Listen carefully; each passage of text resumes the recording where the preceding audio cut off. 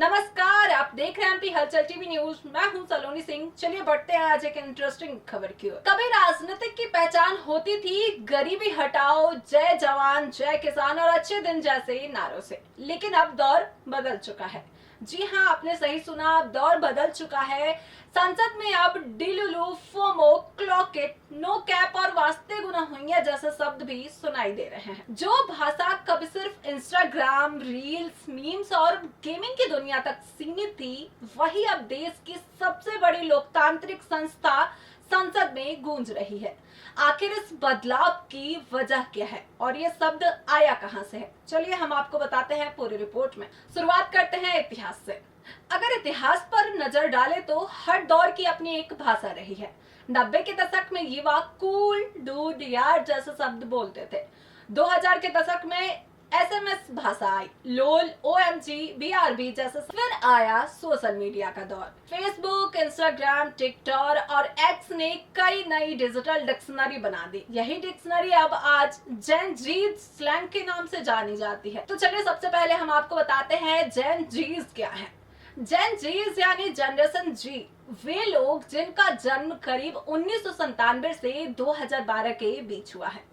यह पहली ऐसी पीढ़ी है जो इंटरनेट, स्मार्टफोन और सोशल मीडिया के साथ बड़ी हुई है, इसलिए इनकी भाषा किताबों से कम और इंटरनेट से ज्यादा बनी है। हाल ही में लोकसभा में पेपर लीक से जुड़े मुद्दे पर चर्चा के दौरान कई सांसदों ने युवाओं की भाषा का इस्तेमाल किया। बहस में डिलुलु, फोमो, क्लॉक इट, एमआईए और वास्ते गुना हुइया जैसे शब्द सुनाई दिए।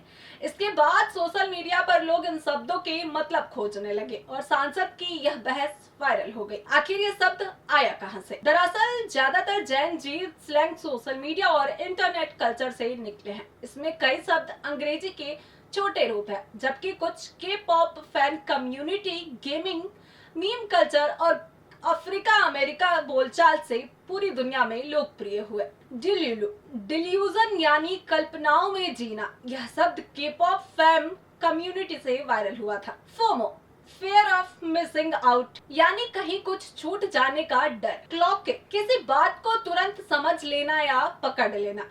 एमआईए, मिसिंग इन एक्शन यानी लंबे समय से गायब रहना।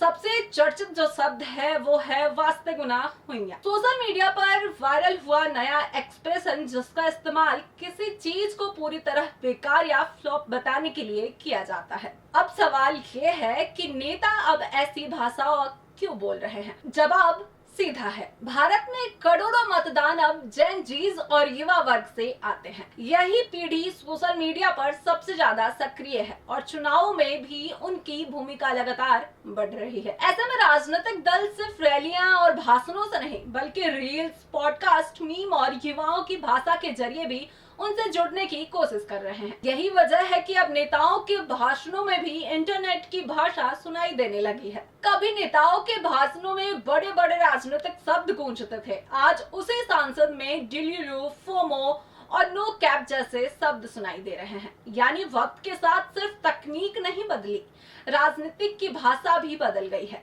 अब सवाल यह है, क्या आने वाले दिनों में चुनाव भाषा भी पूरी तरह जेन जीज की भाषा में सुनाई देंगे? इसका जवाब तो वक्त देगा, लेकिन इतना तय है कि रील्स और मीम्स से निकले ये शब्द अब देश की संसद तक पहुंच चुके हैं। यानी यह सिर्फ कुछ नए शब्दों की कहानी नहीं है, बल्कि बदलते भारत, बदलती पीढ़ी और बदलती राजनीतिक की तस्वीर है।